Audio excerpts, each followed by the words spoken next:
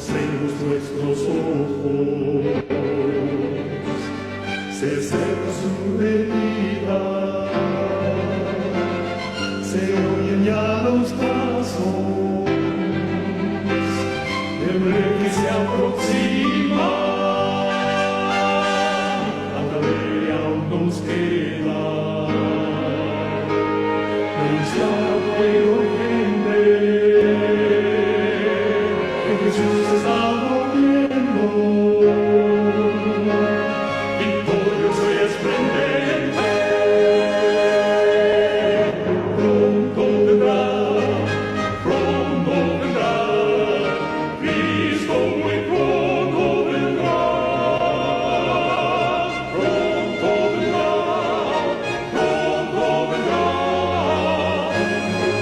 pronto Jesús volverá.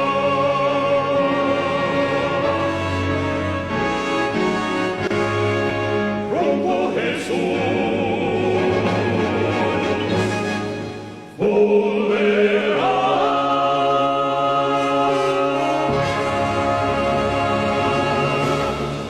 Oremos. Querido Padre Celestial que estás en los santísimos cielos, Señor y Dios, te damos gracias por habernos bendecido durante la noche que pasó y permitirnos llegar a un nuevo amanecer con bien, con salud, con paz, con el gozo, Señor, de saber que estamos en un santo día compartiendo con usted, aprendiendo de usted y caminando, Señor, y conociéndole. Perdone, Padre, nuestros pecados y guíe nuestra mente y nuestro corazón por amor de Jesús. Ilumínenos, Padre, y sosténganos, se lo rogamos. Y también, Padre, le pido humildemente, sea mi director, que tome control de mi lengua y que el mensaje, Padre, en esta mañana pueda venir directamente del cielo. En Cristo Jesús. Amén.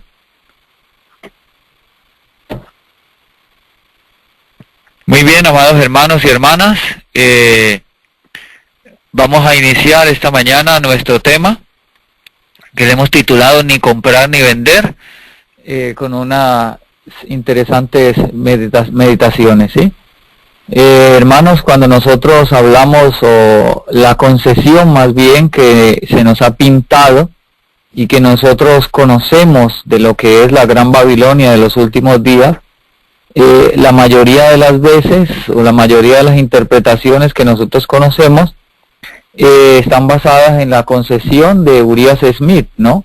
Urias Smith tuvo a bien en tiempo de los pioneros crear un par de libros llamados Daniel y Apocalipsis, y muchas de las interpretaciones que nosotros tenemos a nivel profético surgen o derivan de la mente de Urias Smith, ¿ok? Eso es importante que nosotros lo sepamos. Elena White también tuvo algunos destellos proféticos y confirmó algunas de las interpretaciones que Urias Smith tuvo a bien mostrar a través de sus libros. El concepto de lo que nosotros hemos conocido como la Gran Babilonia es un concepto que tiene sus raíces en la interpretación o en el conocimiento, podríamos decir limitado, que en cierto sentido tenía Urias Smith, ¿sí? Y es que la misma Elena White lo mostró y dijo: la luz irá en aumento, el Señor dará mucha más luz a su pueblo con respecto a algunos temas para los cuales hoy no tenemos explicación. Entonces, cuando nosotros estudiamos el concepto adventista de lo que es la Gran Babilonia, encontramos una interpretación casi que meramente religiosa, ¿sí? Casi que meramente eclesiástica. Y la batalla de los últimos días ha sido encerrada prácticamente en un marco casi que totalmente eclesiástico. Pero la verdad es que la batalla de los últimos días, mis amados hermanos, a la cual nosotros comenzamos a mirar, que se adentra, que se viene con pasos agigantados, dista mucho de ser únicamente una batalla eclesiástica. Es una batalla, un conflicto, una controversia que implica muchos aspectos, no solo el religioso, aunque el religioso es uno de los principales, tiene muchos otros conceptos también que se agregan. Hay muchos otros aspectos que se agregan a esto. Y es que la primera vez que la palabra Babilonia se expresa en la palabra de Dios, nosotros la encontramos en Génesis capítulo 10, ¿sí? Génesis capítulo 10, y vamos a mirar un momento, por favor, allí algunos versículos para que podamos comprender el contexto de lo que nosotros queremos plasmar a través de este tema en este día. Génesis capítulo 10, que es un pasaje extremadamente revelador, hermanos, y muy importante, que nosotros haríamos muy bien en analizarlo y estudiarlo, porque es un pasaje que nos muestra, o nos explica más bien, nos aclara muchísimas de las cosas que nosotros estamos viviendo hoy. Noten ustedes el versículo 8. Génesis capítulo 10 y versículo 8. Dice aquí, y Cus engendró a Nimrod. Este comenzó a ser poderoso en la tierra. ¿Sí? Aquí se nos muestra un personaje identificado como Nimrod. Y además se nos da una característica de este hombre. La palabra nos dice, este comenzó a ser poderoso en la tierra. O sea, este hombre comenzó a enriquecerse. Este hombre comenzó a llenarse de poder, es decir, de control. El poder es control. Este hombre comenzó a controlar, podríamos decir que bandas de seres humanos, ¿sí? Comenzó a instruir, a guiar a muchos seres humanos acorde a sus propios intereses. Y ese gobernar y esa dirección, ese caminar, entonces comenzó a convertirlo a él en el primer poderoso de la tierra. Y el versículo 9 nos dice, este fue vigoroso cazador delante de Jehová. Miren, estuve meditando en esta oración y les cuento que me impresionó. Cada vez que yo medito en estos tres versículos, hermanos, el 8, el 9 y el 10, me impresiona de una manera sorprendente porque cada vez encuentro nuevas cosas. Déjenme explicarles lo siguiente. Miren esto tan interesante. Nosotros queremos hablar hoy del comercio, ¿sí? El comercio mundial. Y usted dice, bueno, pero ¿qué tiene que ver el comercio con todas estas cosas? Déjeme decirle lo siguiente, la gran realidad es que el comercio juega también un papel importantísimo en la concesión, en la edificación, en la estructura de lo que es la Gran Babilonia de los últimos días. Y eso, vuelvo y les digo, no escapa al inicio. En el inicio también fue así, ¿sí? Y aquí vemos el fundador de Babel, aquí vemos el dueño de Babel, aquí vemos a la persona a quien Satanás inspiró para edificar, para construir a Babel, ¿ok? Y este hombre, dice el versículo 9 al comienzo, fue vigoroso cazador delante de Jehová. Es interesante el meditar en esta oración, hermanos. Fue vigoroso cazador delante de Jehová. Es decir, fue un gran cazador. Fue un hombre muy diestro en la caza. Fue un hombre conocedor del arte de la caza. Ahora, es interesante que nosotros meditemos un poquito más allá y de pronto el Espíritu pueda impresionarnos algo más. A la conclusión a la que yo llegué por la gracia del Señor fue que este hombre, Nimrod, fundó el primer o la primera especie de mercado a nivel mundial, por lo menos en lo que se conocía en aquel tiempo como mundo. Nimrod, el primer gran cazador. Nimrod, el primer vigoroso cazador. Nimrod, el desarrollador, que dice el libro de Habacuc, si mal no estoy, y en una explicación que hizo Alexander Hislop en las dos Babilonias, decía que Nimrod fue el primero en utilizar los animales que nosotros conocemos hoy como domésticos, y fue el primero en domesticar leoncillos o leones o jaguares o estos animales que son salvajes, para utilizarlos para cazar, ¿ok?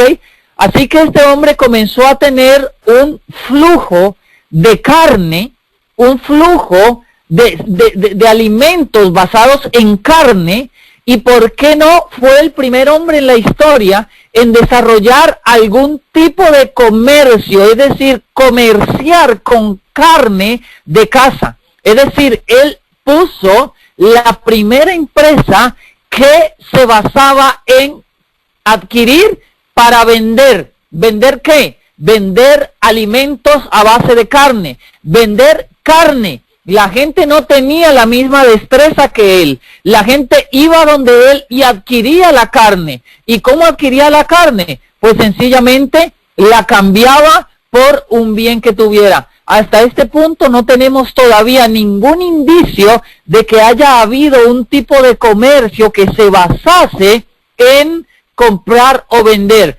Simplemente en este tiempo la gente era rica por lo que tenía. Ya fueran ovejas, ya fueran caballos, ya fueran camellos, ya fueran vacas. Eso hacía que la persona fuese muy rica. Y hasta este tiempo el comercio mundial se basaba meramente en intercambios. Pero ahora encontramos que Nimrod comenzó a tener muchísimo de algo. ¿Muchísimo de qué? Muchísima carne. ¿Por qué? Porque Nimrod era cazador, era poderoso cazador, era un hombre que tenía la carne. Si usted quería comer carne, usted tenía que ir donde Nimrod, porque Nimrod era el que tenía el mercado de carne. Si usted no quería arriesgar su vida, si usted no quería que un león se lo comiera por allá buscando una gacela para comer, pues era más sencillo ir donde Nimrod, que siempre tenía carne, y comprarle a él. Así que, ¿por qué no pensar? Nimrod funda el primer comercio. ¿Qué comercio? Un comercio basado en alimentos cárnicos. Y Nimrod fue el hombre que colocó el mundo en su tiempo a comer carne. Ahora miren qué interesante, mis amados hermanos. Dice el versículo 9, por lo cual se dice, y ya esto se lo he explicado algunas veces, pero vale la pena siempre repetirlo porque es algo muy interesante, mis amados hermanos. Noten ustedes, por lo cual se dice, es decir, se levantó lo que nosotros conocemos hoy como un dicho o un refrán. Y ustedes saben, hay muchísimos dichos, hay muchísimos refranes. Por ejemplo, de tal palo, tal astilla. Es un refrán hoy muy conocido. Y recuerdo que hace unos días atrás estaba escuchando a nuestra hermana, la hermana de España, ¿cómo es que se llama? Bueno, la hermana de España, y ella decía que ella le gustaban mucho los refranes, ¿verdad? Que era muy tendida a utilizar los refranes o los dichos. Pues bien, hay una gran cantidad de dichos. Y aquí encontramos, hermanos, el primer dicho de nuestra historia. El primer refrán de la historia de la humanidad. ¿Cuál fue ese refrán? Dice la Biblia, por lo cual se dice, así como Nimrod, vigoroso cazador delante de Jehová. Es decir, la gente comenzó a ser guiada a partir del ejemplo de Nimrod, comenzó a ser guiada por la vida de Nimrod, comenzó a ser moldeada por las inclinaciones de Nimrod. Y como Nimrod comía carne, como Nimrod traficaba con carne, como Nimrod tenía un mercado de carne, pues entonces la gente comenzó a vivir y a hacerlo así como Nimrod. Antes de Nimrod, la gente iba y adquiría. Antes de Nimrod, la gente iba y sembraba. Pero posterior a Nimrod, la gente iba y compraba de Nimrod. ¿Por qué? Porque Nimrod tenía y era más sencillo, entre comillas, ir a comprarle a él. Mis amados hermanos, y a partir entonces de ese momento se levanta la influencia más poderosa de toda la historia. Un hombre come carne, un hombre cazador de carne, un hombre con una dieta basada en carne, enseñándole a una sociedad come carne, adquiriendo la educación, la influencia de un líder que su dieta estaba basada en la carne. Hermanos, y este tipo de comercio basado en este sistema, entonces es el comercio que nosotros encontramos hasta nuestros días. Amados hermanos, me gustaría preguntarles si me están escuchando, por favor, para yo saber que no me quedo hablando solo, porque a través de estos medios, especialmente cuando uno está en la montaña, pues suele suceder que está hablando solo y no se da cuenta. Ok, muchas gracias. Por favor, alguien tenga por ahí un microfonito abierto para que me deje saber que me están escuchando. Ahora, el versículo 10 nos continúa diciendo, estamos leyendo Génesis 10, versículo 10, dice, y fue la cabecera de su reino Babel. Y esta es la primera vez que encontramos en el registro de la humanidad la raíz de la palabra Babilonia, Babel. Resulta que Babel no era una religión, Babel era una ciudad. Y una ciudad o un sistema citadino está compuesto, además de un sistema eclesiástico o religioso, también está compuesto por un sistema de comercio, también está compuesto por un sistema gubernamental, ¿o sí? ¿Ok? Y todo lo que nosotros vemos hoy que reina en nuestros medios son derivaciones de lo que Nimrod fundó en la antigua Babel. Por eso nos dice, y fue la cabecera de su reino, Babel. Es decir, a partir de Babel, entonces Nimrod comenzó a predicar o a publicar o a demostrar lo que era su ejemplo. Y la gente comenzó a alimentarse del ejemplo de Nimrod. La gente cambió por completo su dieta a raíz de Nimrod. La gente comenzó entonces a contemplar y a darse cuenta de que podían ganar muchísimo poder y muchísimo dinero si se dedicaban a actuar y a vivir así como actuaba o vivía Nimrod. Y por eso la Biblia nos dice que se levantó ese dicho, no como Dios, no como Jehová, no con los mandamientos de Dios, no con respeto, no con moralidad, sino así como Nimrod. ¿Cómo lo hacemos? ¿Cómo actuamos? ¿Cómo vivimos? Así como Nimrod, porque Nimrod es nuestro ejemplo, decía la gente en sus días. Así, mis amados hermanos, que aquí encontramos uno de los primeros de las bases, podríamos decir, de lo que es la gran Babilonia. Vamos a ir un poquitito más adelante, Génesis capítulo 17, y vamos a ver versículo 11 al versículo 13. Aquí entonces se introduce una nueva palabra, un nuevo concepto, y hasta este punto es nuevo, ¿ok? Génesis 17, 11 al 13, noten lo que dice aquí. Circuncidaréis pues la carne de vuestro prepucio, y será por señal del pacto entre mí y vosotros. Y de edad de 8 días será circuncidado todo varón entre vosotros en vuestras generaciones. Tanto el nacido en casa como el comprado por dinero de cualquier extranjero que no fuere de tu simiente. Debe ser circuncidado el nacido en tu casa y el comprado por tu dinero. Y estará mi pacto en vuestra carne por pacto perpetuo. Noten ustedes que en estos 3 versículos el Señor introduce un concepto revolucionario. Yo no dudo que hasta este momento sea la primera vez que se maneje. Quizás antes ya se había manejado, pero bíblicamente fue el primer registro que yo encontré. ¿Ok? Y el concepto nuevo que está introduciendo o que introduce este pasaje es el concepto de comprar. Y de comprar por dinero. Quizás ya Nimrod lo hubiera utilizado allá en la antigua Babel. Eso no lo sé porque no lo muestra la palabra de Dios. Es muy posible que el comercio de aquel tiempo haya estado basado en un intercambio.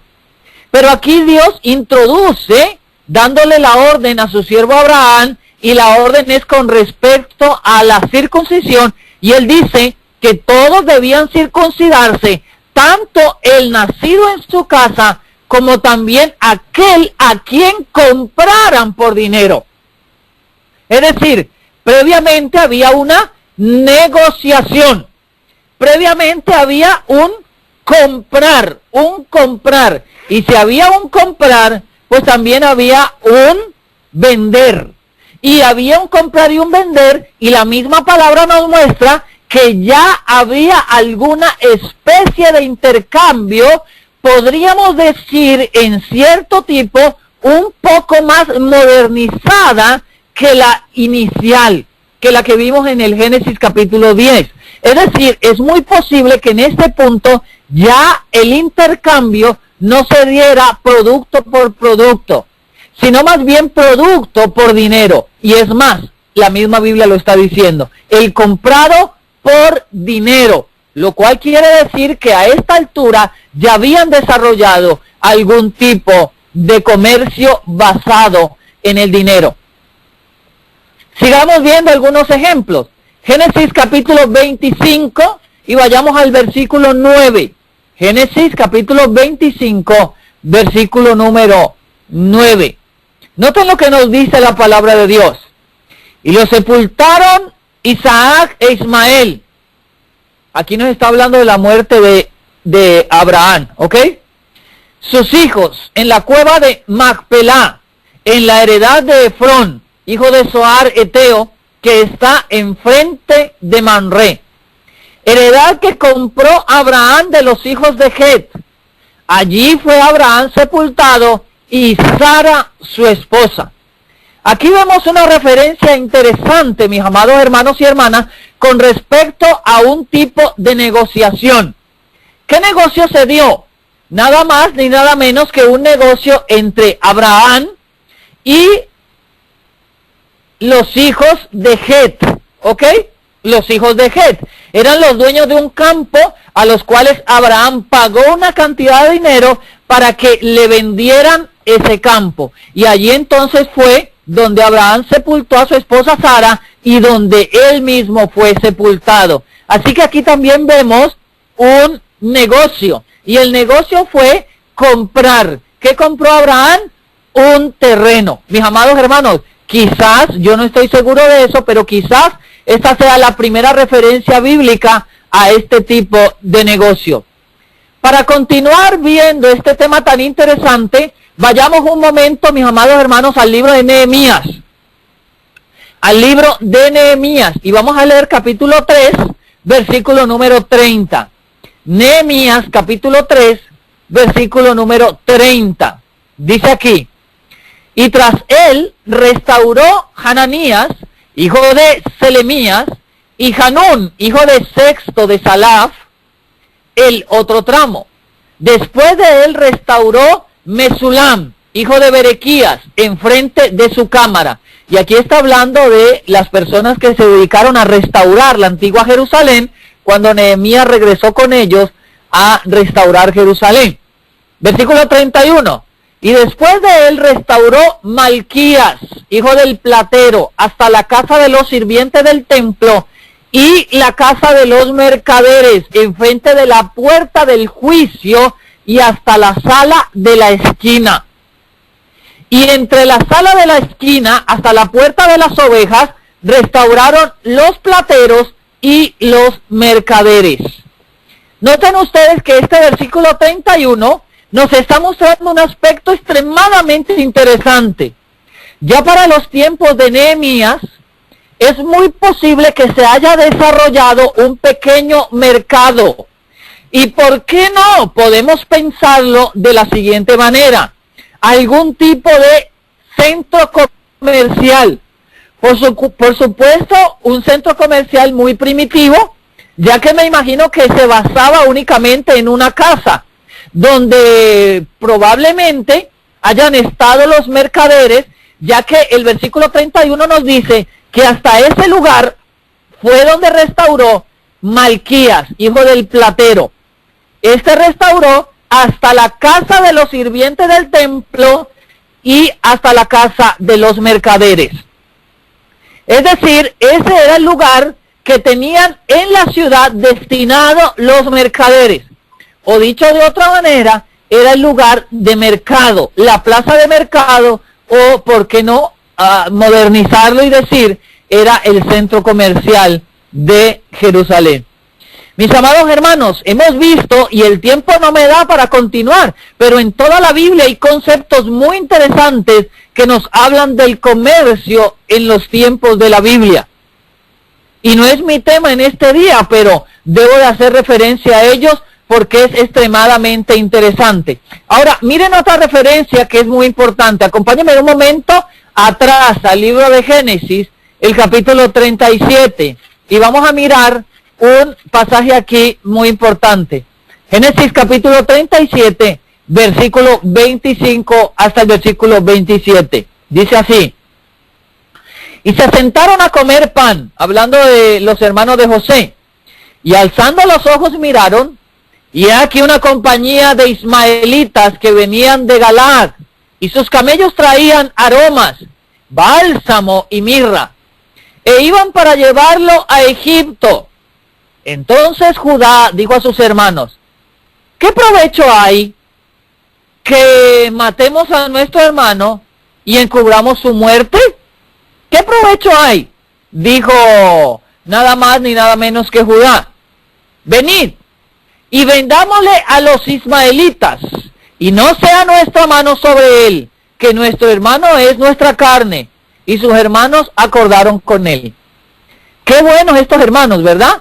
Versículo 28 dice: y cuando pasaron los mercaderes madianitas, sacaron ellos a José del pozo y le trajeron arriba y le vendieron a los ismaelitas por 20 piezas de plata, y llevaron entonces a José a Egipto. Amables hermanos y hermanas, aquí vemos un pasaje muy interesante que nos muestra cómo en los tiempos de José se había refinado o había avanzado lo que era el comercio. Y fíjense ustedes qué interesante, porque aquí dice que ya en ese tiempo, dice aquí, le vendieron por 20 piezas de plata. Es decir, ya para este tiempo, en el capítulo 37 de Génesis, se había desarrollado un tipo de moneda física con la cual tú podías pagar un bien. Y en este caso los ismaelitas pagaron a los hermanos de José 20 piezas de plata para adquirir un bien. ¿Cuál era el bien? Pues José, que en este momento lo compraban como esclavo. Mis amados hermanos y hermanas, es interesante ver el desarrollo de estas cosas. Ahora vamos a ir al capítulo número 27 del libro de Ezequiel. Capítulo 27 del libro de Ezequiel. Vayamos allí un momento, por favor, porque allí hay otras referencias también sumamente interesantes. Dice el versículo 27, capítulo 27 y versículo 1. Y vino a mí palabra de Jehová diciendo: tú, hijo de hombre, levanta endecha sobre Tiro. Y déjenme decirles algo muy interesante con respecto a Tiro. Yo no sé si ustedes hayan visto alguna vez un mapa donde se referencia a Tiro. Pero si no lo han visto, sería bueno que lo hicieran. Solamente es poner en Google, en el buscador, y se los va a mostrar inmediatamente. Tiro y Sidón eran dos ciudades que quedaban arriba de lo que era Palestina, ¿ok? Al norte de Palestina. Y colindaban con el mar, ¿sí? Eran costeras, eran ciudades costeras. Por lo tanto, mis amados hermanos, eran ciudades que tenían lo que nosotros conocemos hoy como puertos. Y los puertos eran, en ese tiempo, al igual que hasta este momento, lugares de mucha afluencia de comercio. Dicho sea de paso, yo recuerdo que hace algún tiempo atrás, cuando yo negociaba con celulares, yo compraba mucha mercancía en China. Y resulta que había algo interesante, y era que todo el material, todo el comercio, todos los equipos que uno compraba, siempre los enviaban a Miami. Siempre los enviaban a Miami. y de Miami entonces los transportaban a Panamá. Uno de los puertos más famosos del mundo, ¿cuál es? Miami. ¿Y por qué? Sencillamente porque Miami está a la orilla del mar, tienen un puerto muy desarrollado, tal vez uno de los más desarrollados mundialmente, y desde allí, a través de barco, entonces se comunica la intrincada telaraña de comercio global, especialmente el marítimo, ¿ok? Bien, eso que pasa en Miami hoy, pasaba antiguamente en Tiro, y por eso Tiro llegó a ser una de las ciudades más importantes del tiempo bíblico. Ahora, aquí vemos que Dios está hablando a su siervo Ezequiel y le está diciendo, levanta endechas contra el rey de Tiro. Es decir, levanta un lamento contra el rey de Tiro.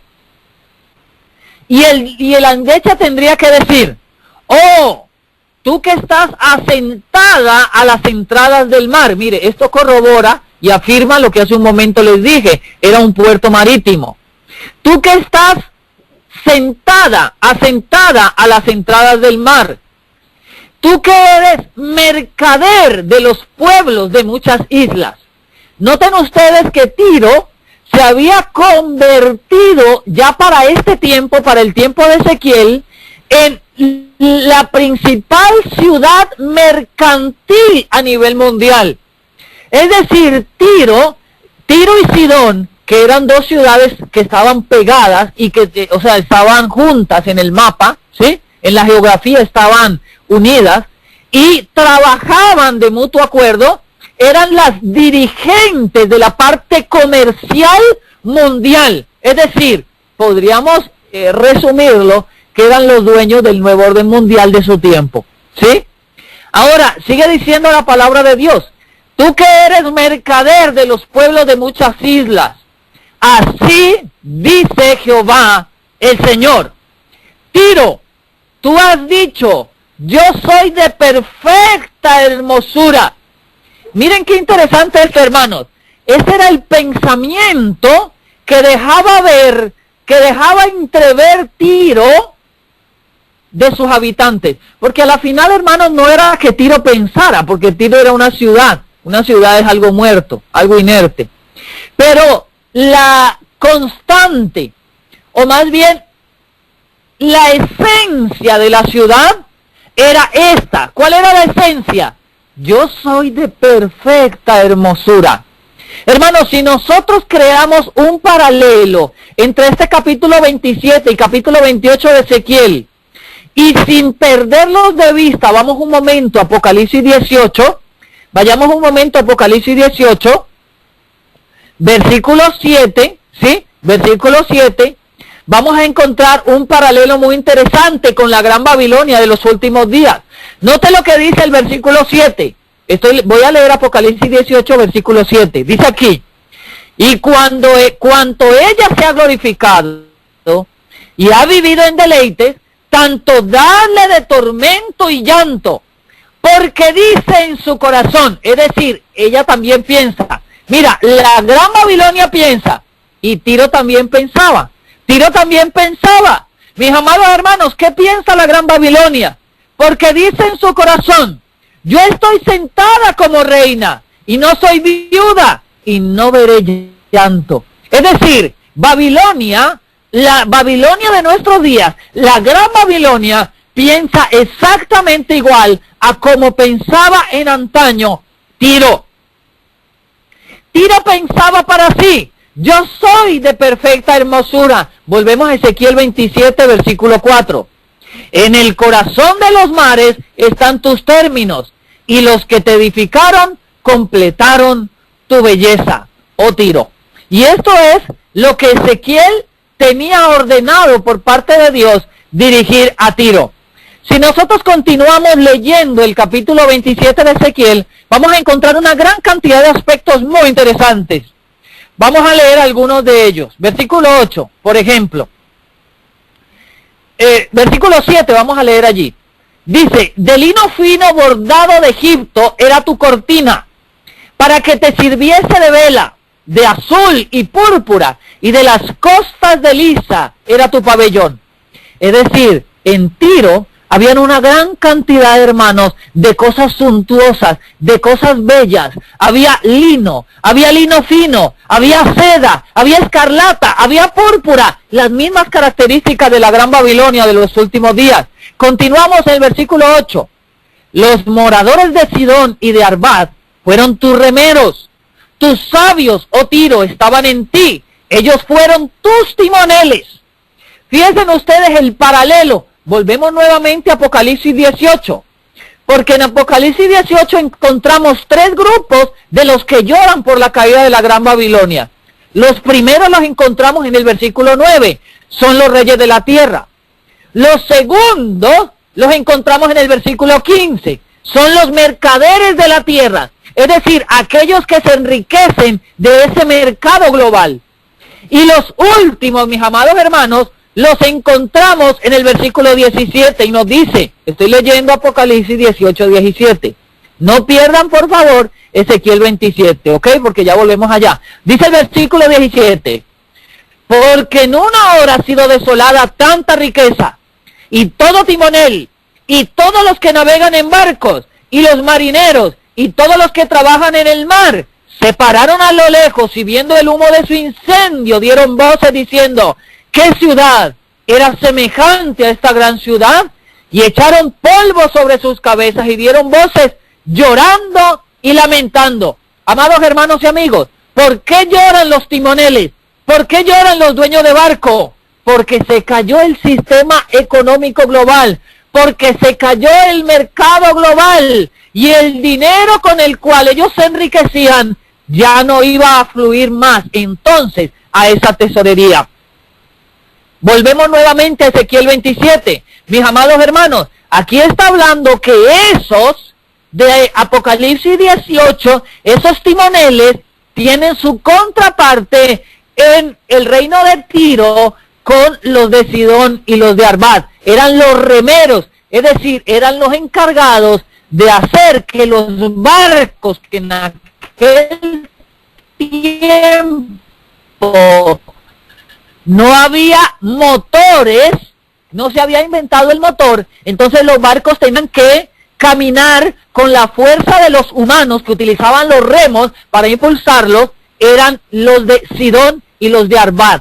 Es decir, ellos eran los encargados en que esa carga o de que esa carga mercantil llegara a su destino. Continuemos leyendo Ezequiel 27 y vamos a ver algunos ejemplos del comercio de aquellos días. Dice aquí el versículo 10, los persas y los de Lut, mis amados hermanos, eran los de Grecia, y los de Fud eran los de Egipto, es decir, prácticamente todo el mundo conocido en aquel tiempo. Esas personas fueron en tu ejército tus hombres de guerra, escudos y yelmos colgaron en ti, ellos te dieron tu honra. Y los hijos de Arvad, esto era un antiguo reino que quedaba al oriente de Palestina, que se conocía como Fenicia, con tu ejército estuvieron sobre tus muros alrededor. Es decir, Tiro y Sidón estaban custodiadas por todas estas potencias de su tiempo. Versículo 12. Tarsis, tu mercader, a causa de la multitud de todas tus riquezas, con plata, hierro, estaño y plomo, comerciaban en tus ferias. Y aquí, mis amados hermanos y hermanas, amigos que me escuchan, se incluye un nuevo concepto de lo que nosotros conocemos como comercio. Y se está incluyendo lo que hoy conocemos como ferias. Aquí en Panamá, por ejemplo, hay ferias, bueno, en el mundo entero hay ferias muy conocidas. Pero una feria es como algo donde vienen mercaderes y exhiben sus mercancías a un precio, podríamos decir, un poco más rebajado de lo normal. Es como un lugar donde hay mucha gente que tiene todo en promoción, ¿sí? Eso se conoce como una feria. Pues bien, aquí se dice que Tiro era conocida porque hacía ferias. Y a esas ferias entonces venían los de Tarsis y traían sus mercancías. ¿Cuáles eran las mercancías de los de Tarsis? Dice, mercancía de plata, de hierro, de estaño, de plomo, con eso ellas comerciaban. Ahora dice, Grecia, Tubal y Mesec fueron tus mercaderes. ¿Con qué? ellos lo que traían era hombres, o sea, esclavos, con utensilios de bronce, comerciaban en tus ferias. De la casa de Togormá traían caballos, jinetes y mulos, comerciaban en tus mercados. Y si usted continúa leyendo allí, mis amados hermanos, por ejemplo, el versículo 16 dice, Siria, que Siria hasta el día de hoy existe, mis amados hermanos, Siria fue tu mercader por la multitud de tus productos, venía a tus ferias con esmeraldas, púrpura, vestidos, bordados, linos finos, corales y rubíes. ¿Sí? O sea que Siria traía todas estas cosas para comprar productos de Tiro.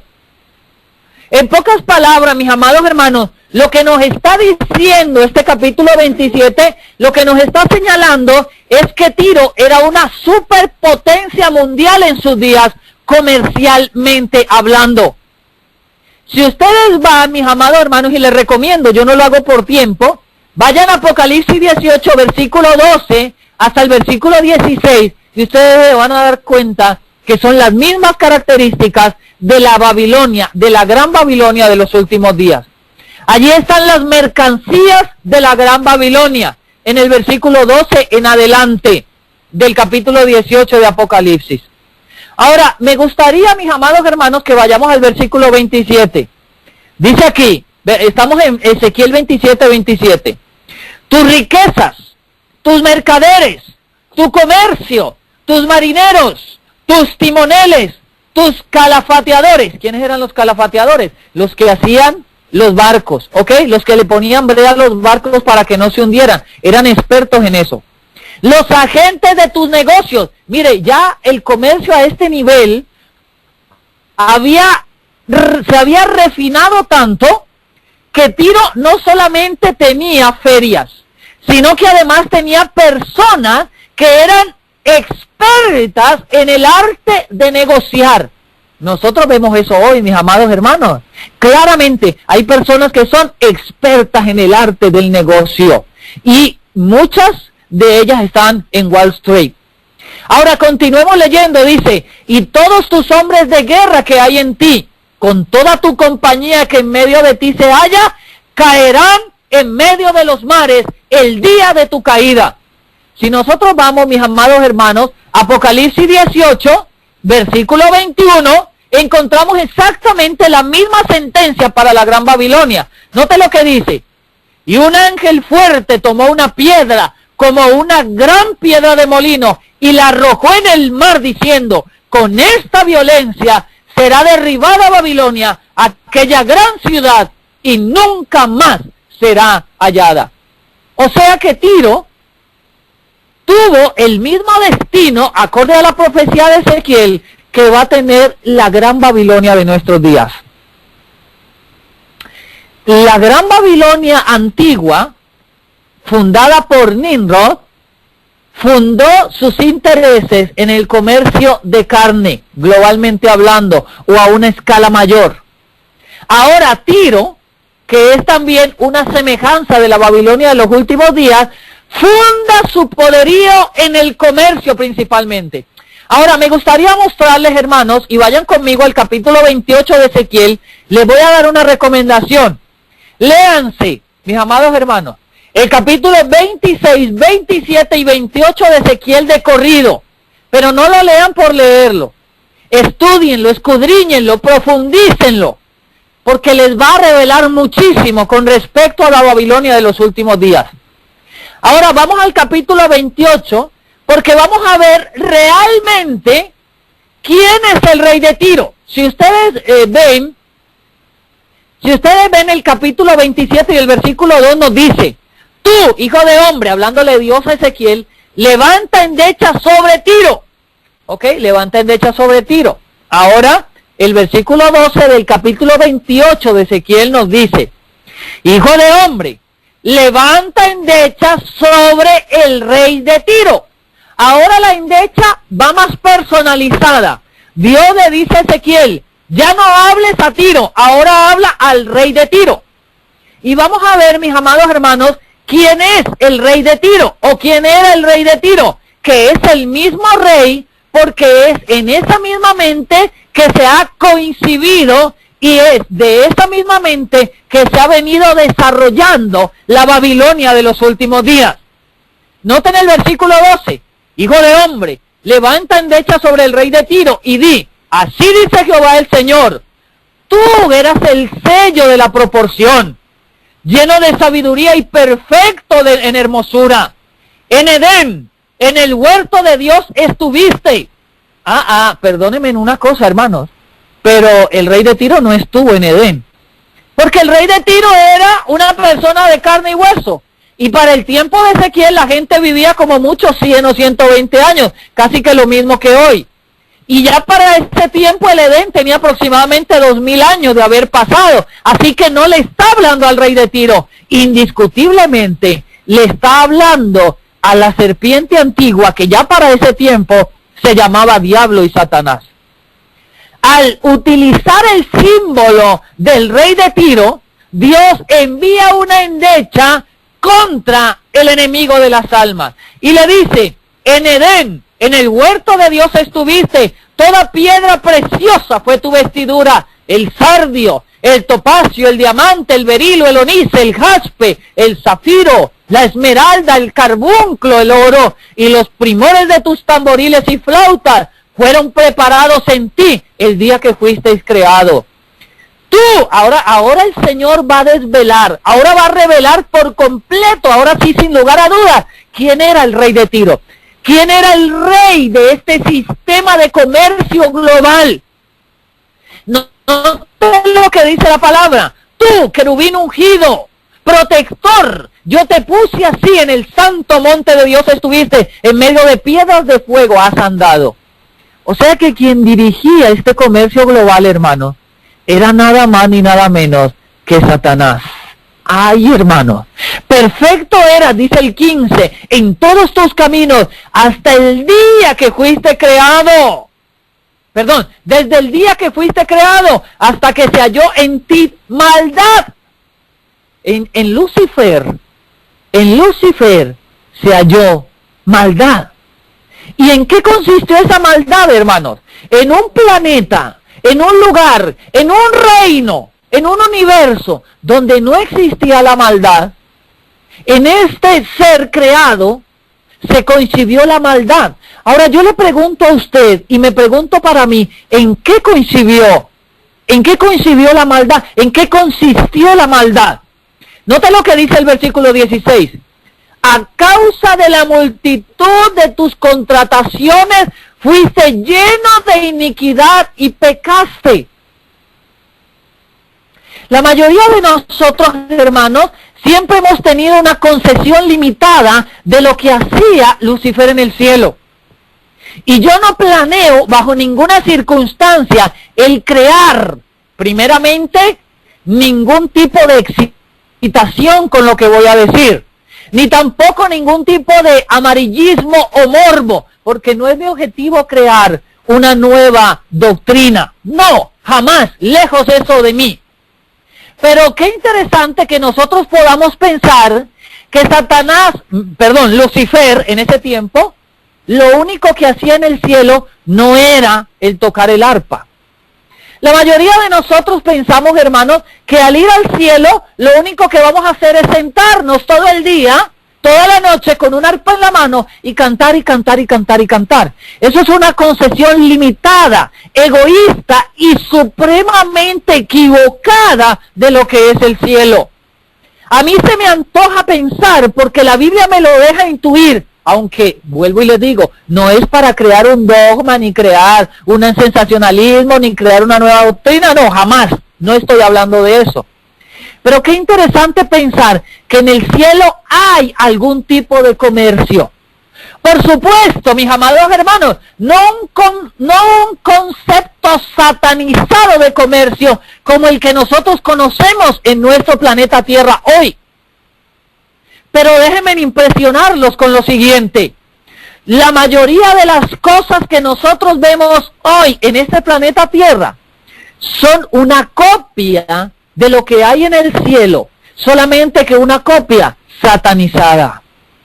Por ejemplo, déjenme darles algunos ejemplos. Nosotros hoy vemos o conocemos las tarjetas de crédito. o las tarjetas VIP, o las tarjetas de regalo. Déjenme decirles una cosa, esa idea Satanás la copió del cielo. Porque el libro Primeros Escritos nos dice que en la puerta de la gran ciudad hay ángeles que están chequeando a los que salen y entran, y dice la pluma inspirada que los que entran tienen una tarjeta de oro en la mano para entrar a la ciudad, a la Nueva Jerusalén. Así que hay un tipo de tarjeta en el cielo, y el diablo se copió esa tarjeta y nos hace pensar hoy a los seres humanos que el éxtasis de la vida, que la tarjeta de oro de la vida es tener una tarjeta de crédito. ¡Wow! ¡Qué engaño! Ahora, la sierva del Señor dice que las empresas que jamás nosotros pensamos desarrollar en el planeta Tierra, se desarrollarán en el cielo. Así que también hay empresas en el cielo. Yo no sé qué hagan esas empresas, yo no quiero especular con respecto a eso porque no es mi trabajo, pero de que hay algún tipo de empresa en el cielo, eso está escrito, hermano. Así que también lo copió Satanás del cielo. Elena White dice que cuando fue a los mundos no caídos, tuvo la oportunidad de ver en un mundo de esos a Enoch. Y ella dijo, allí en Primeros Escritos, yo vi que hacían algo con la tierra. Déjenme decirles una cosa, la agricultura que nosotros conocemos hoy está inspirada celestialmente. Pero la agricultura del nuevo orden mundial, que es una agricultura basada en agroquímicos, está inspirada por la serpiente y es una copia satanizada de la celestial. Hermanos, si podría continuar hablándoles de ejemplos que nos muestran que este sistema, por ejemplo, el sistema gubernamental de los países, también está basado en el cielo. Pero Satanás lo ha convertido prácticamente en una tiranía. Así que el comercio global está dirigido por el enemigo. El comercio global pretende llevar al ser humano, o más bien Satanás, pretende llenar al ser humano a través de la falsa educación de una expectación hacia el comercio. Nosotros nacemos, nos desarrollamos, crecemos, nos volvemos hombres y mujeres, adultos, siempre siendo adoctrinados por un falso sistema. Un falso sistema que nos inclina constantemente a crear en nuestro corazón necesidades, entre comillas, que realmente no son necesidades, muchas de ellas. Para esto, el enemigo se vale de una multitud de personas a las cuales él ha venido adoctrinando, y hoy son expertos en marketing. El marketing es una de las herramientas más poderosas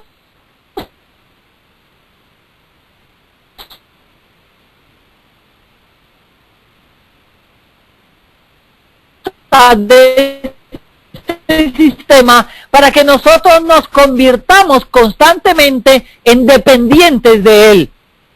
Y basados en esas necesidades ficticias, entonces nosotros creemos, pensamos, cobijamos y acariciamos en nuestras mentes una inclinación constante hacia comprar y vender. Interesante, hermanos, comprar y vender. Una parte clave del comercio mundial. No podría haber comercio mundial sin compradores. No podría haber comercio mundial sin vendedores. No podría haber comercio mundial sin transportistas que transporten esas mercancías. Es toda una intrincada telaraña que es parte de la gran Babilonia de los últimos días. Y ¿por qué no? Parte importante o una de las partes primordiales. Y es que la serpiente antigua que se llama Diablo y Satanás utiliza y utilizará como nunca antes el comercio en los últimos días. Vamos a mirar, mis amados hermanos, por qué este servidor está diciendo esto.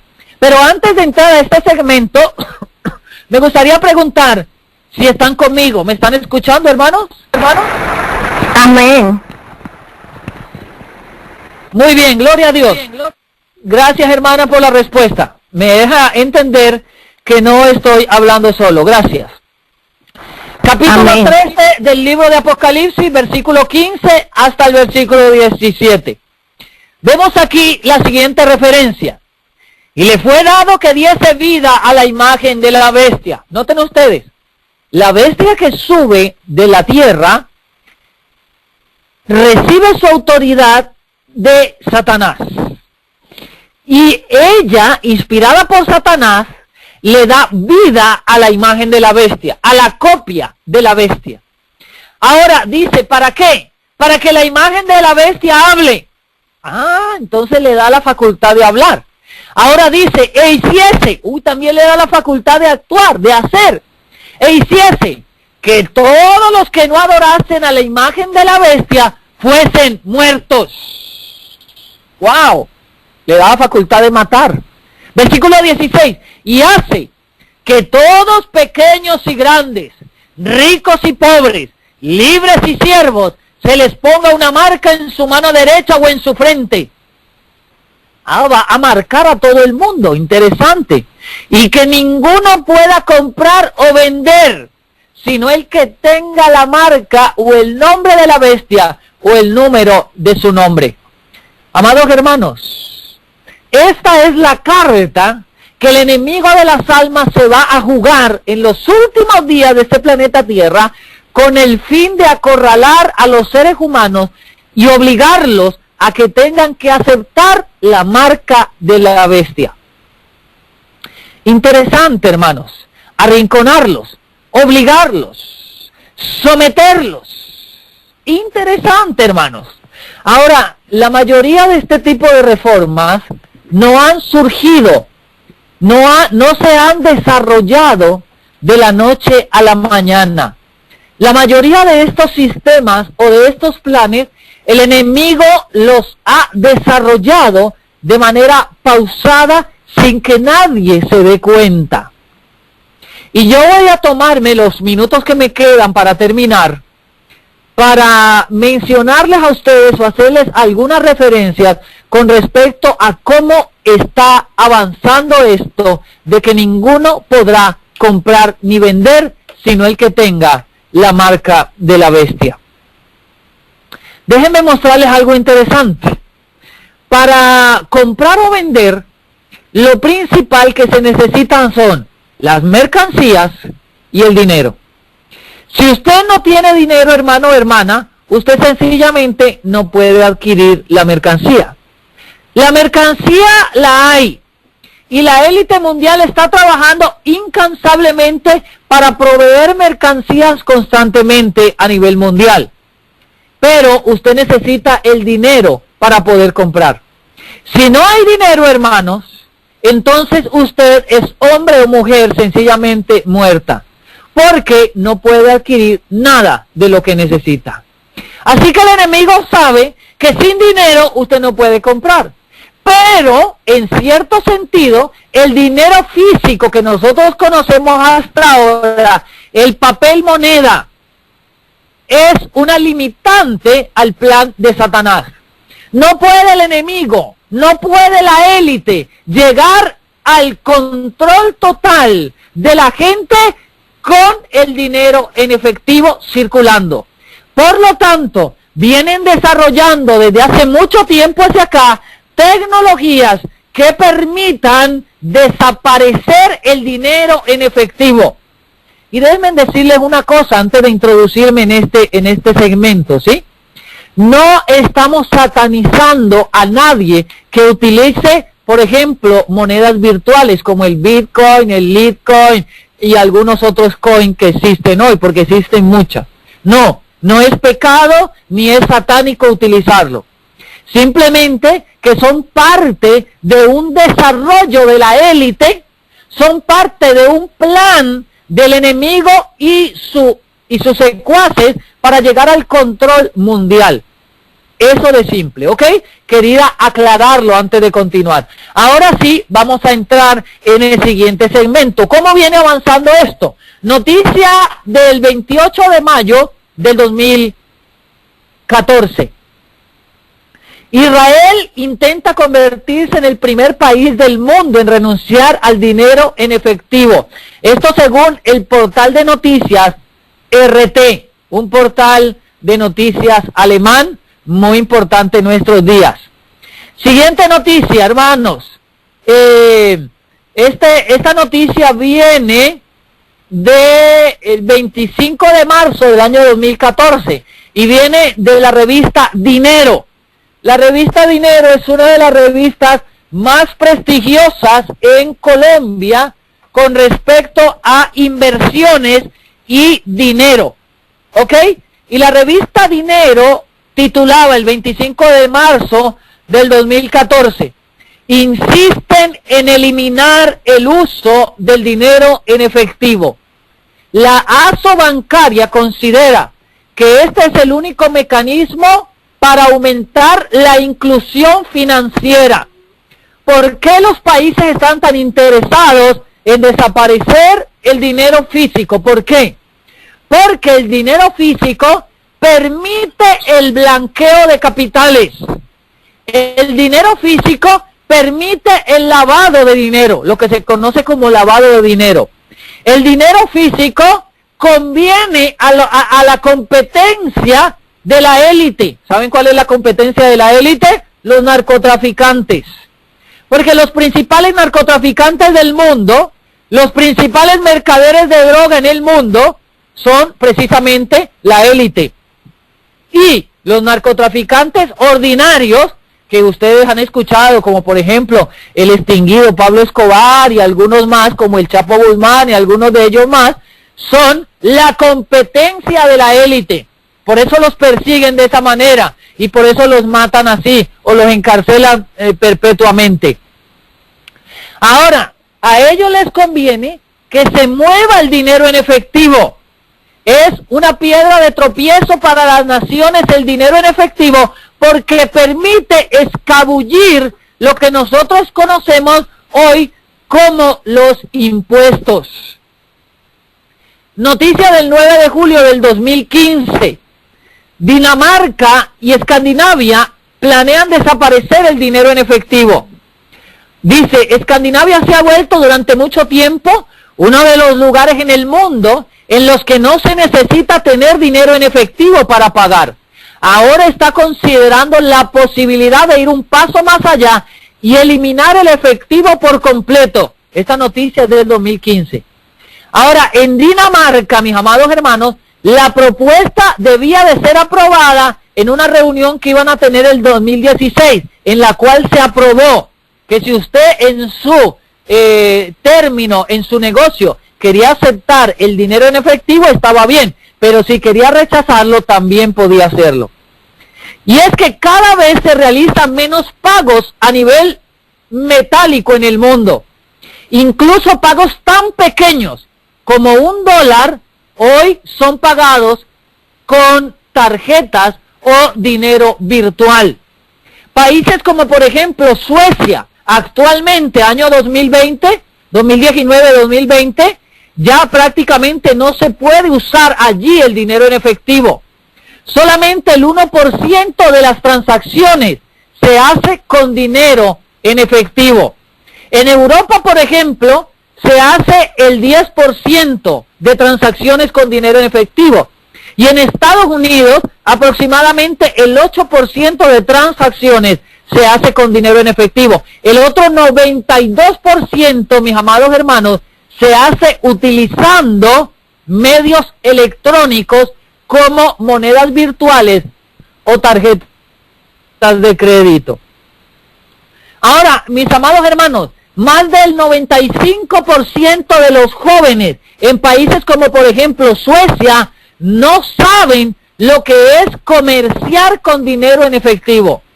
Prácticamente desde que nacieron solamente han conocido dinero virtual y aplicaciones de pago online. No saben lo que es dinero en efectivo. Esto es una educación para las masas jóvenes. ¿Un mundo sin efectivo? Sí. Por ejemplo, en países como Suecia ya están muy cerca de ellos. Déjenme decirles algo interesante. En Suecia, por ejemplo, y en algunos otros países de Europa, hay una aplicación que se conoce como Switch. Y Switch se utiliza con el número de teléfono de la otra persona. Por ejemplo, yo le vendo a usted una camisa, usted no me paga con efectivo, sino que me paga por Switch. ¿Cómo se maneja esto? Yo le doy mi número de teléfono y usted me transfiere el dinero a partir de su teléfono a mi cuenta de celular. Aquí en Panamá, por ejemplo, tenemos una aplicación que hace lo mismo. Se llama Yapi, o también hay otra que se llama Nequi. Nequi es de Bancolombia, que aquí en Panamá se conoce como Banismo. Y Yapi es una aplicación que pertenece a un banco muy poderoso aquí que se llama el Banco General. Estas dos aplicaciones, que son las primeras, pero que no son nuevas, ya tienen varios años, han venido insistiendo y compitiendo para convertirse en los primeros bancos virtuales del país de Panamá. Y yo me imagino que ahora que yo le estoy hablando de esto a usted comienza a caer en cuenta de los avances que hay en vuestro país. Mis amados hermanos, no solamente esto, sino que hemos recibido un adoctrinamiento a través de las tarjetas de crédito y las tarjetas débito o las tarjetas cualquiera que sea, inclusive las de recarga telefónica. Anteriormente en Panamá, hace aproximadamente unos 7 o 10 años, la única manera de abordar un autobús era pagando $0.25. Pero actualmente, mis amados hermanos, desde que se modernizó el servicio de transporte público, se utilizan tarjetas prácticamente hasta para ir al baño. Si usted va, por ejemplo, al baño de la gran terminal de la ciudad de Panamá, no acepta monedas. La mayoría de estos lugares solamente puede usted entrar con tarjeta. ¿Ok? Así que nos han inclinado. Ahora son pagos por tarjeta, sueldo por tarjeta, cobro por tarjeta, débito por tarjeta y todo, mis amados hermanos. Inclusive, yo no sé si ustedes se dieron cuenta, pero a raíz de la terrible, de lo terrible que fue el COVID, de la crisis que estamos viviendo, se aprobaron varios vales de ayuda gubernamental para los panameños. Pues cállase de para atrás, porque en la primera ronda dieron unos vales impresos, pero en la segunda ronda el gobierno implementó un sistema revolucionario. ¿Y saben cuál es? La cédula para poder cobrar ese vale. Y es que su cédula o mi cédula tienen un código de barras en la parte trasera. Ese código de barras es intransferible. Solamente lo tiene usted y ese es su número que lo acompaña hasta que usted se muera. A través de ese número, mis amados hermanos, en algunos países como Guatemala, y se lo digo porque yo estuve allí, lo vi, se ha venido o se pretende, y no solamente en Guatemala, sino en algunos otros países, simplificar o resumir lo que es la licencia de conducción, las tarjetas para ir al metrobús, para subirse al bus normal, y muchas otras cosas se van a simplificar o a resumir en su cédula de ciudadanía, o como le dicen en algunos otros países, creo que le dicen cédula de elector o algo así, pero es la cédula de ciudadanía lo que lo identifica a usted. Ahora, déjenme leerles esta noticia. Jueves 28 de mayo del año 2020. Nuevamente revista Dinero. Acuérdense que las primeras noticias que le leí eran del 2014. Ahora estamos en 2020, revista Dinero. Los primeros países que dejarán de usar efectivo. Es el título de esta noticia. El dinero físico está perdiendo cada día mayor terreno gracias a la globalización digital que vive el mundo. Y déjenme advertirles algo, mis amados hermanos y hermanas, amigos que me están escuchando. Con esto de la pandemia, se ha levantado un despertar mundial a lo que se conoce como teletrabajo. ¿Qué es el teletrabajo? Simplemente trabajar desde casa a través de la computadora. Miles de personas que creían que esto no era posible han despertado a que sí es posible. Miles de empresas que antes no conocían estas plataformas, ahora se han dado cuenta de que existen y de que se pueden utilizar eficazmente. Y esto ha traído o ha provocado un vuelque prácticamente total o muy importante de empresas hacia el teletrabajo. ¿Qué nos muestra esto? Que ahora muchas de las cosas se van a poder hacer sin que usted tenga que ir físicamente a su trabajo.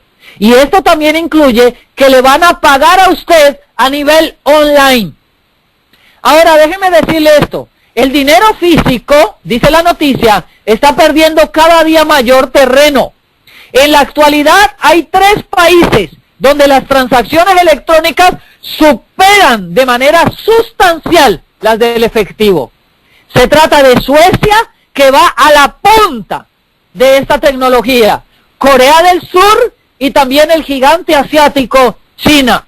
3 países que han trabajado en cambiar estructuralmente su modelo de pagos con el fin de eliminar el uso del efectivo en un futuro muy cercano. Ahora, déjenme decirles algo interesante con respecto a esto, hermano. Utilizar esta línea de negociación o esta forma de negociación es extremadamente riesgosa. ¿Por qué? Ahora, es riesgosa y yo digo gloria a Dios porque esto se dé. ¿Saben por qué digo gloria a Dios? Acompáñenme en un momento a Apocalipsis 18, por favor. Vayamos un momento a Apocalipsis 18 y veamos lo que va a acontecer. Veamos lo que va a acontecer a la luz del revelador y cómo empalma esto con lo que estamos hablando. Dice el versículo 22, Apocalipsis 18, 22. Después de que el ángel tira la gran piedra de molino y dice, con esta fuerza será derribada la gran Babilonia. Entonces dice, versículo 22, y voz de arpista, y de músicos, y de flautistas, y de trompetistas, no se oirá más en ti. Ok, ahí se está refiriendo, mis amados hermanos, al ocio, ok, al ocio que tanto distrae al ser humano.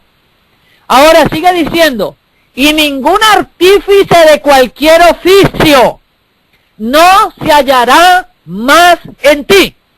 Aquí nos está profetizando, mis amados hermanos, que el sistema industrial mundial va a caer literalmente en el momento en que Dios comience a cobrar venganza de la gran Babilonia. Ahora sigue diciendo, y el ruido de la piedra de molino no se oirá más en ti. Miren, todas esas empresas como la Unilever o la Nestlé, todos esos gigantes comerciales que han industrializado la alimentación, se van a quedar sin trabajo cuando Dios comience a tomar venganza de la gran Babilonia.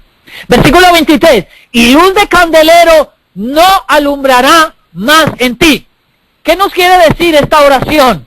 Nada más ni nada menos que la intrincada red de electricidad mundial se va a romper literalmente por los terremotos que Dios va a permitir cuando el Señor comience a cobrar venganza de los dioses de Egipto. Mis amados hermanos, la única manera en que el teletrabajo, la única manera en que esta forma de cobrar, de pagar, de negociar, de comprar y de vender online puede mantenerse es si hay energía eléctrica. Perdón. Si la energía eléctrica colapsa, entonces este sistema también colapsa. Y usted puede alarmarse hoy y decir, uy no, entonces eso es muy riesgoso. Déjenme decirles algo, hermanos. No es más riesgoso que el dinero en efectivo. Si hay algo riesgoso, eso es el dinero en efectivo.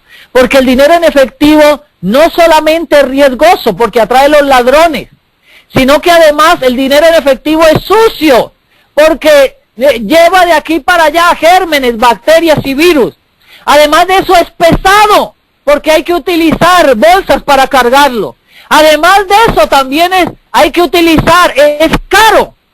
¿Saben por qué? Porque hay que producirlo, hay que hacerlo. Las máquinas de impresión necesitan electricidad, necesitan tinta. Y además de eso hay que pagar a una compañía de valores para que lo transporte. Así que los dueños de negocio mundial están desesperados por cambiar el sistema de pagos en efectivo. es más riesgoso el efectivo que las ventas o el dinero online. Ahora, déjenme decirles algo. Cuando el Señor cobre venganza de los dioses de Egipto y rompa su silencio, una de las primeras cosas que va a colapsar a nivel mundial es la energía eléctrica. Y en ese Thank you momento... for calling the Louisiana Workforce Commission. For English, press 1. For Spanish, press 2. ¿Aló? ¿Me están escuchando? Amén, amén. ¿Aló? Sorry, I didn't understand. Please En try ese mo- again. Thank you for calling. En ese momento, mis amados hermanos, caerá la gran Babilonia. Ahora, déjenme terminar diciéndoles lo siguiente. ¿Cuál es la respuesta de Dios para este asunto? Porque indiscutiblemente esto tiene que tocar al pueblo de Dios. ¿Cuál es la respuesta de Dios? Y vamos a utilizar una cita de la pluma inspirada. Maranata, 20 de julio. Dice allí: vi a nuestro pueblo en gran angustia. Ah, miren, el pueblo va a tener angustia también. Es que el pueblo va a tener angustia, pero Babilonia también va a tener angustia, hermanos. No crean que la angustia va a ser solo para el pueblo de Dios. La angustia va a ser mundial. Porque los cataclismos que se van a estar dando, hermanos, van a sembrar tristeza y desolación por doquier. Vi a nuestro pueblo en angustia, dice la pluma inspirada, llorando y orando, reclamando las fieles promesas de Dios. Los infieles nos acusaban de haber adoptado una posición independiente de todo el resto del mundo. Miren, nos van a señalar al pueblo, hermanos, y nos van a decir que hemos adoptado una posición independiente del resto del mundo. ¿Cómo se independiza el pueblo de Dios del mundo? Ya lo vamos a ver. Sigue diciendo, nos habían quitado nuestros recursos de modo tal que no podíamos comprar ni vender. Hermanos, ¿cómo nos van a quitar esos recursos? Precisamente porque el dinero físico va a desaparecer y todos tendremos que tener dinero online. Hermanos, el que tiene dinero online es una persona extremadamente fácil de matar económicamente. Solamente basta hundir o presionar un botón de un ordenador y todo tu dinero, todos tus bienes habrán desaparecido. Y déjame decirte algo, esto no es nada nuevo, hermanos. Ya se viene practicando en el planeta Tierra con los bloqueos. Precisamente en eso consisten los bloqueos que el país norteamericano está haciendo, no solamente ahora a las naciones, sino también desde un tiempo para atrás a personas particulares. Si tú no estás conmigo, si tú no vas con mis intereses, si tú no haces lo que yo te digo, entonces yo te bloqueo, te sanciono. Y sancionar, mis amados hermanos, es simplemente presionar para que tú hagas lo que yo estoy queriendo que hagas. Hermanos, eso se va a agudizar más y más. Y nosotros lo estamos viendo delante de nuestros ojos. El cumplimiento profético es inequívoco. Dice la pluma inspirada, nos habían quitado nuestros recursos de modo tal que no podíamos ni comprar ni vender. Y señalaban nuestra yerta pobreza y nuestra agobiante situación. Siguiente cita, hermanos, evento de los últimos días, 127. Dice la pluma inspirada, muy pronto la riqueza acumulada no tendrá ningún valor. Uy, hermanos, y aquí ella lo profetizó mucho antes de que nosotros viéramos este tema. Muy pronto la riqueza acumulada no tendrá ningún valor. ¿Y saben por qué? Porque aquellos que no estén acordes a la voluntad de la élite serán bloqueados económicamente y perderán todo lo que hayan podido acumular hasta ese momento. Cuando se promulga el decreto que nadie podrá ni comprar ni vender, excepto los que tengan la marca de la bestia, muchos recursos no tendrán ningún valor. Y no es que el recurso no esté, allí ella está diciendo, lo que pasa es que los recursos van a perder su valor. A medida que transcurra el tiempo, estoy leyendo de La Ciudad al Campo, página 24, es necesario cada vez más que nuestro pueblo salga de las ciudades durante años. Hemos recibido instrucción de que nuestros hermanos y hermanas, y especialmente las familias con hijos, deberían planear salir de las ciudades a medida que puedan hacerlo. Hermanos, especialmente los padres con hijos o las familias con hijos. ¿Por qué? Porque esto va a ser algo gradual. Recuerden que esto no va a ser de la noche a la mañana. Es decir, ya esto viene trabajándose desde hace mucho tiempo. Pero en el momento en que se dé el decreto, hermanos, para que entre en función, van a pasar algunos días, va a pasar algún tiempo. Y durante ese tiempo vamos a tener que depender directamente de lo que la tierra nos dé. Hermanos, si usted es inteligente ahorita, escuche la voz del Espíritu hablar a su corazón. Salga de las ciudades. Y yo me acuerdo que hay un manualito que se llama Salir de las ciudades, donde atrás hay unos consejos muy interesantes. Dentro de esos consejos hay que tenga ropa para el frío, que tenga leña acumulada, que compre que tenga combustible acumulado, algunos alimentos acumulados. Y en el nombre de Jesús también recuerdo que allí dice, y se lo digo hoy, hermano, tenga usted o comience a hacer una pequeña reserva de dinero en su casa. No lleve todo al banco, hermanos. Trate de tener algo, porque va a haber un tiempo en que vamos a necesitar, yo no sé, tal vez comprar 1 litro de gasolina, tal vez comprar 1 litro de diésel, tal vez comprar un desodorante, tal vez comprar una toalla. Yo no sé, amado hermano o hermana, qué vaya a ocurrir en ese momento.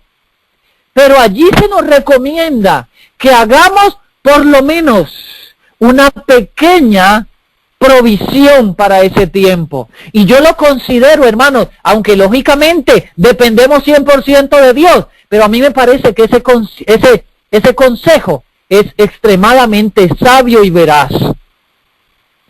Amados hermanos y hermanas, Dios nos muestra la salida para esto. Saquen a sus familias de las ciudades y llévenlas al campo, donde puedan cultivar sus propias provisiones. ¿Por qué? Porque en el futuro el problema de comprar y de vender será muy serio.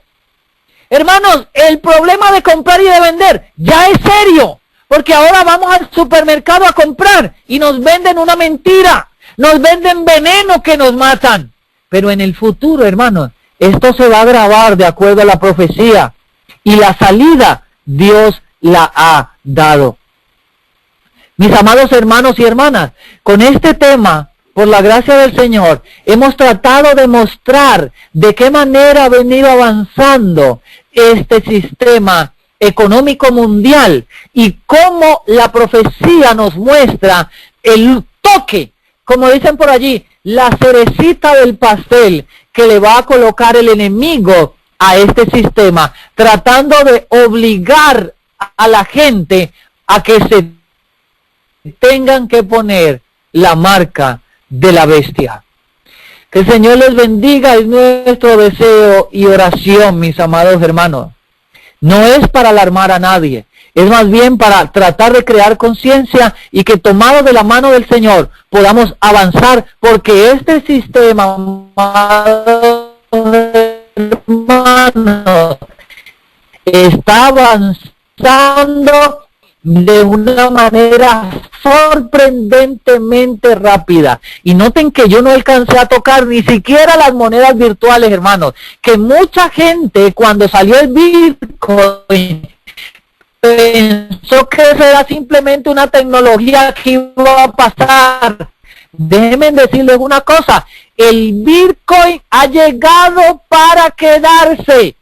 Y no solamente el Bitcoin, hermanos, hay más de 30 o 40 criptomonedas a nivel mundial, de las cuales el Bitcoin es la más cara. Actualmente un Bitcoin, el que tiene un Bitcoin, tiene en su mano 9,000 o 10,000 dólares. No sé en cuánto esté actualmente, pero hace unos días que revisé, estaba en 9,500 dólares. Un Bitcoin.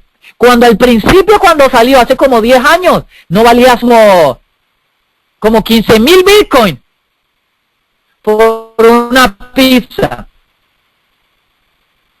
o por 2 pizzas. Hermanos, ¿saben lo que significa hoy 15,000 Bitcoins? Si cada Bitcoin vale 9,000 dólares, es una fortuna.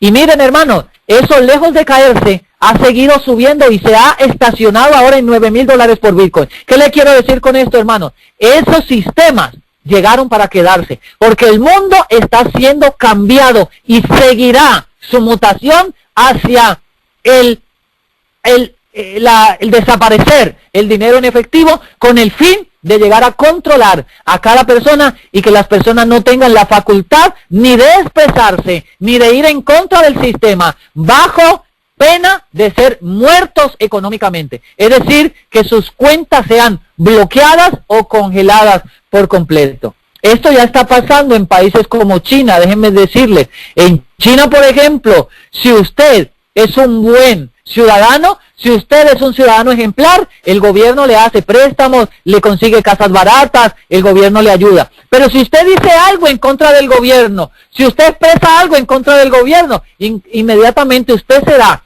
una persona bloqueada, lo ponen en una lista negra donde no le hacen préstamos, no le ayudan en nada, pierde todos los beneficios del gobierno. Así que eso no es nuevo, hermanos, también ya se está desarrollando. Que el Señor nos bendiga y que el Señor permita, queridos hermanos, que por la gracia del Padre Celestial podamos nosotros entender la trascendencia de estas cosas tan importantes. Vamos a tener una oración en este momento para terminar nuestro tema esta mañana de Santo Día.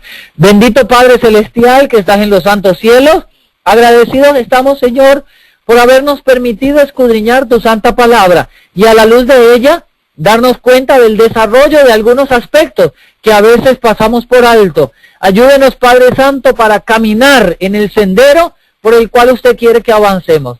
Llévenos, Señor, hacia donde usted quiere que vayamos y denos un corazón valiente y dispuesto para servirle y para seguirle, aún hasta la muerte si es necesario.